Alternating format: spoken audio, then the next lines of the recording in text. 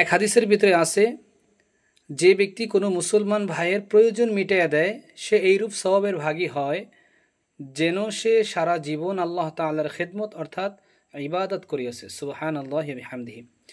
আরেক হাদিসে আছে, আল্লাহ তাআলার কিছু বান্দা এমন রহিয়াছে যাহাদেরকে আল্লাহ তাআলা এই জন্যই পয়দা করিয়াছেন যে তাহারা মানুষের প্রয়োজন পুরা করিবে, তাহাদের কাজকর্মে সাহায্য করিবে।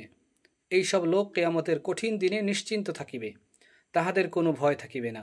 সুবহানাল্লাহি ওয়া বিহামদিহি। আরেক হাদিসে আছে, যে ব্যক্তি তাহার অসহায় ভাইয়ের সাহায্য করিবে আল্লাহ তাআলা তাহাকে ওই দিন দৃঢ় পথ রাখিবেন যেই দিন পাহাড়ও নিজ স্থানে জমিয়া থাকিতে পারিবে না, অর্থাৎ কিয়ামতের দিন। আরেক হাদিসে আছে, যে ব্যক্তি কোনো মুসলমানকে কোনো কথার দ্বারা সাহায্য করিবে অথবা তাহার সাহায্যের জন্য চলিবে আল্লাহ তাআলা তাহার উপর ৭৩টি রহমত নাজিল করিবেন। সুবহানাল্লাহ।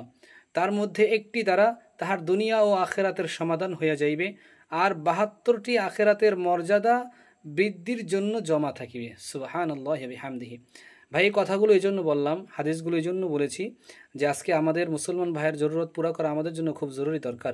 বিশেষ করে এখন বর্তমানে ফিলিস্তিন গাজার মুসলমান যে অসহায় অবস্থায় আছে, আমরা সর্বত্র আমাদের সব জায়গা থেকে আমাদের স্থান থেকে আমরা প্রত্যেকে নিজ নিজ দায়িত্ব অনুযায়ী আমরা তাদেরকে সহযোগিতার হাত বাড়িয়ে দিব।